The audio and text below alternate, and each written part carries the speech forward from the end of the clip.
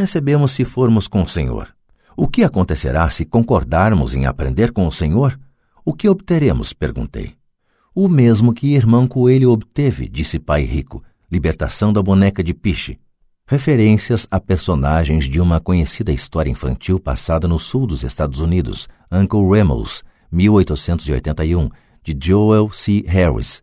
Com base nela, Disney criou em 1946 o filme A Canção do Sul. A boneca de piche é usada pela raposa como isca para pegar e livrar-se de seu inimigo, o coelho. Há um caminho de espinhos? Perguntei. Sim, assentiu Pai Rico. O caminho de espinhos é nosso medo e nossa ambição. A saída está em pôr de lado o medo e confrontar nossa ambição, nossas fraquezas, nossa carência. E a saída também está na mente, na escolha de nossos pensamentos. Escolher nossos pensamentos? Perguntou Mike, intrigado. Sim, escolher o que pensamos em lugar de reagir a nossas emoções, em lugar de levantar da cama e ir para o trabalho para resolver os problemas, porque estamos assombrados pelo medo de não ter dinheiro para pagar nossas contas. O pensamento o levaria a dedicar tempo a colocar-se a si mesmo a pergunta: trabalhar com mais afinco seria a melhor solução para este problema?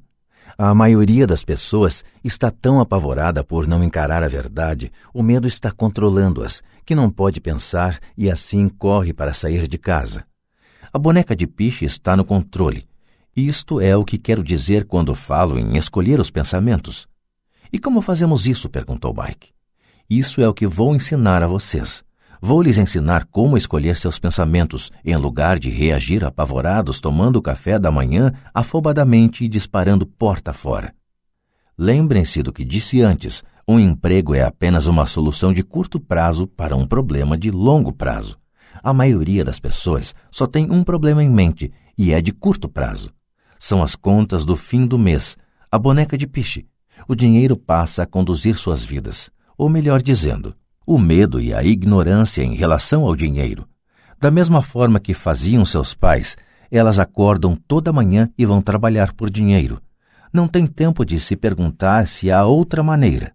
Suas emoções estão no controle do seu pensamento, não a razão. O Senhor pode distinguir o pensar com as emoções do pensar com a cabeça? Perguntou Mike. Sim, eu ouço isso o tempo todo, respondeu Pai Rico.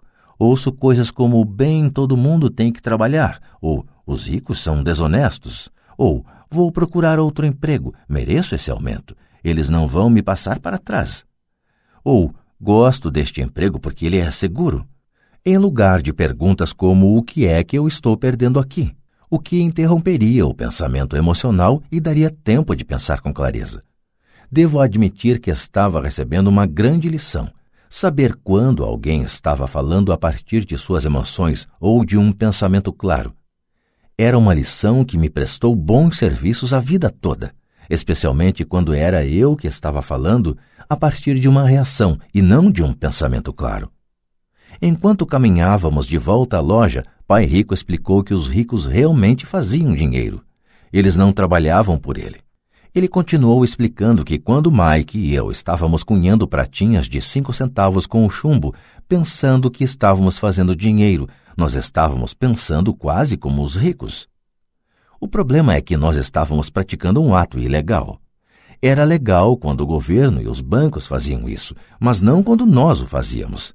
Ele explicou que havia formas legais de fazer dinheiro e formas ilegais. Pai Rico continuou explicando que os ricos sabiam que o dinheiro era uma ilusão, como a cenoura para o burro. É em virtude do medo e da ambição que milhões de pessoas aceitam a ilusão de que o dinheiro é real. O dinheiro é uma ficção. Somente a ilusão de confiança e a ignorância das massas permitem que o castelo de cartas fique em pé. De fato, disse ele, de várias maneiras a cenoura do burro é mais valiosa do que o dinheiro. Ele falou do padrão ouro que vigorava nos Estados Unidos e que, na verdade, cada nota de dólar era um certificado de prata. O que o preocupava é que algum dia o país pudesse abandonar o padrão ouro e os dólares deixassem de ser certificado de prata. O que aconteceria, garotos, seria uma grande confusão. Os pobres, a classe média e os ignorantes teriam suas vidas arruinadas simplesmente porque continuariam acreditando que o dinheiro é real e que a empresa para a qual trabalham ou o governo cuidaria deles. Naquele dia não entendemos do que ele estava falando, mas com o correr dos anos isso passou a fazer cada vez mais sentido. Vendo o que os outros não veem. Ao entrar em sua caminhonete, no estacionamento da pequena loja de conveniência, ele disse: "Continuem trabalhando, garotos, mas quanto mais cedo vocês se esquecerem de que precisam de um contra-cheque, mais fácil se tornará a sua vida adulta. Continuem usando seu cérebro, trabalhem de graça e logo sua mente lhes mostrará formas de ganhar muito mais dinheiro do que eu poderia lhes pagar. Vocês verão o que outras pessoas nunca percebem. Oportunidades que estão à frente de seu nariz. A maioria jamais enxerga essas oportunidades porque estão atrás de dinheiro e segurança. E é isso que elas recebem. No momento em que vislumbrarem uma oportunidade, vocês a reconhecerão pelo resto de suas vidas. Quando conseguirem isso, vou lhes ensinar outra coisa. Aprendam essa lição e evitarão uma das maiores armadilhas da vida. Vocês não tocarão nunca, jamais, nessa boneca de piche.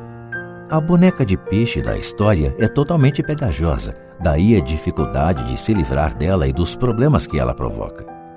Mike e eu pegamos nossas coisas na loja e nos despedimos da Sra. Martin. Voltamos ao parque, ao mesmo banco da área de piquenique, e passamos várias horas pensando e conversando. Passamos a semana seguinte na escola, pensando e conversando. Durante outras 2 semanas, pensamos, conversamos e trabalhamos de graça. No fim do segundo sábado, estava eu outra vez me despedindo da Sra. Martin e atirando um olhar sonhador para a estante das revistas em quadrinhos. O duro de não ganhar nem mesmo 30 centavos aos sábados era que eu não tinha dinheiro para comprar gibis. De repente, enquanto a Sra. Martin se despedia de Mike e de mim, vi que ela estava fazendo algo que eu nunca a vira fazer antes. Ou melhor, vira, mas nunca prestara atenção. A Sra. Martin estava arrancando a metade superior da capa do gibi. Ela guardava essa metade e jogava numa caixa de papelão o resto da revistinha. Quando perguntei o que estava fazendo com as revistinhas, ela falou: "Estou jogando fora. Devolvo a parte de cima da capa para o distribuidor das revistas, que me dá um crédito quando traz os novos gibis. Ele vai chegar daqui a 1 hora. Mike e eu esperamos 1 hora. Quando ele chegou, perguntei se podíamos ficar com os gibis velhos. Ele respondeu: "Vocês podem ficar se vocês trabalharem nesta loja e não os revenderem." Nossa parceria ressuscitou. A mãe de Mike tinha um quarto vazio no porão da casa. Nós o limpamos e começamos a empilhar ali centenas de gibis. Em pouco tempo, nossa biblioteca de gibis estava aberta ao público. Contratamos a irmã caçula de Mike, que adorava estudar, para ser bibliotecária. Ela cobrava de cada criança um ingresso de 10 centavos e a biblioteca permanecia aberta depois das aulas, das 14h30 às 16h30, todos os dias. Os frequentadores, as crianças da vizinhança, podiam ler quantos gibis conseguissem nessas 2 horas. Era uma pechincha, pois cada gibi custava 10 centavos e podiam-se ler 5 ou 6 nessas 2 horas. A irmã de Mike controlava a saída da garotada para assegurar-se de que ninguém estivesse levando uma revista emprestada. Ela também controlava os livros, registrava quantas crianças compareciam diariamente, quem eram elas e os comentários que faziam. Recebia $1 por semana e deixávamos que lesse de graça quantos gibis desejasse, o que ela fazia raramente porque estava sempre estudando. Mike e eu mantivemos o acordo de trabalhar todo sábado na loja e arrecadávamos os gibis descartados. Mantivemos nosso acordo com o distribuidor, pois não revendíamos nenhum gibi. Quando eles ficavam muito rasgados, os queimávamos. Tentamos abrir uma filial, mas nunca encontramos alguém tão dedicado e confiável quanto a irmã do Mike para cuidar dela. Nessa idade precoce, descobrimos como era difícil conseguir bons funcionários. 3 meses depois da inauguração da biblioteca, houve uma briga na sala. Alguns garotos de outro bairro a invadiram e começaram a confusão. O pai de Mike sugeriu que fechássemos o negócio. Nossa biblioteca deixou de existir e paramos de trabalhar aos sábados na loja de conveniência. De qualquer forma, Pai Rico estava entusiasmado e queria nos ensinar mais. Ele estava feliz porque tivemos muito êxito na primeira lição.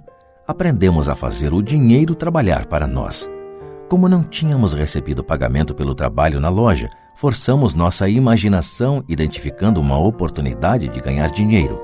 Ao começar nosso próprio negócio, a biblioteca de gibis, estávamos controlando nossas próprias finanças e não dependendo de um empregador. A melhor parte é que nosso negócio rendia dinheiro para nós, mesmo que nós não estivéssemos fisicamente presentes. Nosso dinheiro trabalhava para nós. Em lugar de nos pagar em dinheiro, Pai Rico tinha nos dado muito mais.